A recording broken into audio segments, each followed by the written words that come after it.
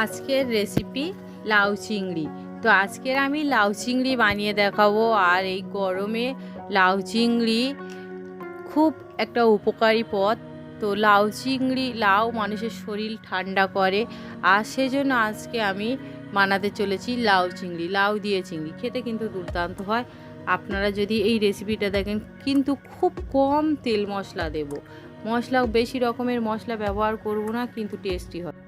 প্রথমে আমি চিংড়ি মাছ এই রকম ধুয়ে পরিষ্কার করে নিয়েছি। আর এই পিঠ থেকে ওখান থেকে একটা আর শিরা মতো সেটা বের করে ফেলে দিয়েছি, ওটা থাকলে কিন্তু পেট খারাপ করে। আর টমেটো কুচি করে নিয়েছি এইভাবে, পেঁয়াজ কুচি, কাঁচা লঙ্কা চেরা, আদা রসুন বাটা 1.5 চামচ মতো, আর সর্ষে বাটা 1.5 চামচ মতো নিয়েছি।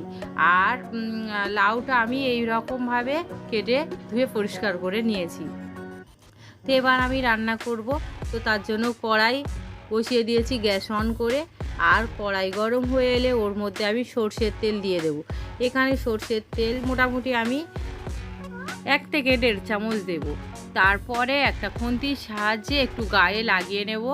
আর তেলটা গরম হয়ে এসছে, দেখতেই পেলেন। এবার আমি ওর মধ্যে চিংড়ি মাছটা দিয়ে দেব। তারপরে একটুখানি খুন্তি দিয়ে একটুখানি এইভাবে মিশিয়ে দেব।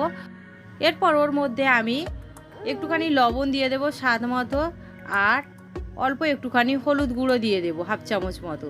তারপরে আবারও মিশিয়ে নেব। এরপর আমি মিনিট 2 মতো ভেজে নেব। চিংড়ি মাছ খুব বেশি ভাজার দরকার নেই, বেশি ভাজলে চিংড়ি মাছটা শক্ত হয়ে যাবে, খেতেও একটুও টেস্ট লাগবে না। তো ওই জন্য যখন চিংড়ি মাছের থেকে একটা জল ছাড়ে, সেই জলটা যখন শুকিয়ে যাবে, তখনই আমি চিংড়ি মাছটা ঢেলে নেব।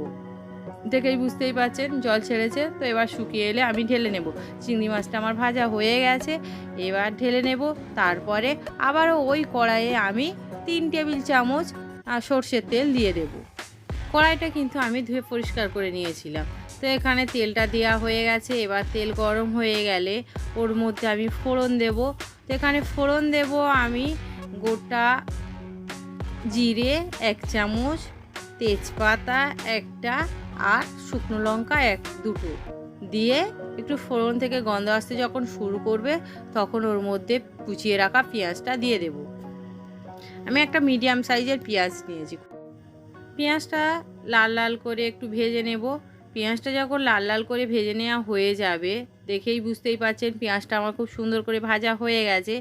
এবার আমি আদা রসুন বাটাটা দিয়ে দেবো। এখানে আদা রসুন একসঙ্গে বেটে রাখা, সেটা আছে 1.5 চামচ, সেটাই আমি দিয়ে দেবো। তারপরে একটুখানি ভাজবো, 1 মিনিট মতো ভাজবো, আদা রসুনের কাঁচা গন্ধ যাওয়া পর্যন্ত। ভেজে নেওয়া হয়ে গেছে। এবার হলুদ গুঁড়ো দেবো 1/2 চামচ, 1/2 চামচের একটু বেশি। আর লঙ্কার গুঁড়ো দেবো 1/2 চামচ মতো। লঙ্কার ঝালটা আপনারা বুঝেই দিয়ে দেবেন। তো তারপরে একটুখানি ভেজে নেব। এরপরে আমি ওর মধ্যে কুচিয়ে রাখা টমেটোটা দিয়ে দেব। তারপরে আবারও একটু মশলার সঙ্গে মিশিয়ে নেব। এবার টমেটোটা একটু যাতে সিদ্ধ হয়ে যায়, তার জন্য অল্প সামান্য একটু লবণ দিয়ে দেব। দিয়ে আরও কিছুক্ষণ কষিয়ে নেব মশলাটা যখন খুব সুন্দর করে কষিয়ে নেওয়া হয়ে যাবে, তখন আমি ওর মধ্যে কেটে রাখা লাউটা দিয়ে দেব। তারপরে ভালো করে মিশিয়ে নেব। আর ওর মধ্যে অল্প সামান্য একটু জল দিয়ে দেবো, নাহলে মশলাটা তলায় লেগে যেতে পারে। ভালো করে মিশিয়ে নেওয়া হয়ে গেছে, দেখতেই পেলেন। এবার আমি লবণ দিয়ে দেব স্বাদ মতো, কারণ লবণটা দিলে একটু লাউটা একটু তাড়াতাড়ি সিদ্ধ হয়ে আসবে। তারপরে মিশিয়ে নেব। আর লবণটা দেওয়ার কারণে লাউ থেকে প্রচুর কিন্তু জল ছেড়ে আসবে। এবার আমি চেরা কাঁচা লঙ্কাটা দিয়ে দেব। সর্ষে বাটাটা দিয়ে দেব। সর্ষে এখানে আমি বেটে রেখেছি 1.5 চামচ। আর সর্ষেটা বাটার সময় অবশ্যই একটুখানি লবণ দিয়ে বেটে নেবেন, তাহলে কিন্তু দিতে হবে না। তারপরে ভালো করে একটু মিশিয়ে নেব। আর দেখেই বুঝতে পারছি একটু হলুদ মনে হচ্ছে কম, সেজন্য আরও 1/2 চামচ মতো হলুদ গুঁড়ো আমি দিয়ে দেব। তারপরে ভালো করে মিশিয়ে নেব। ভালো করে আমার মিশিয়ে নেওয়া হয়ে গেছে। এবার আমি ওর মধ্যে একটা মিডিয়াম সাইজের আলু, সেটা আমি কতটা জল বের হয়েছে দেখুন, আর এই রকম পাতলা পাতলা করে কেটে নিয়েছি, সেটা আমি দিয়ে দেব। তো বেশি আলু দেব না, একটা মিডিয়াম সাইজ, খুব বড় আলু না।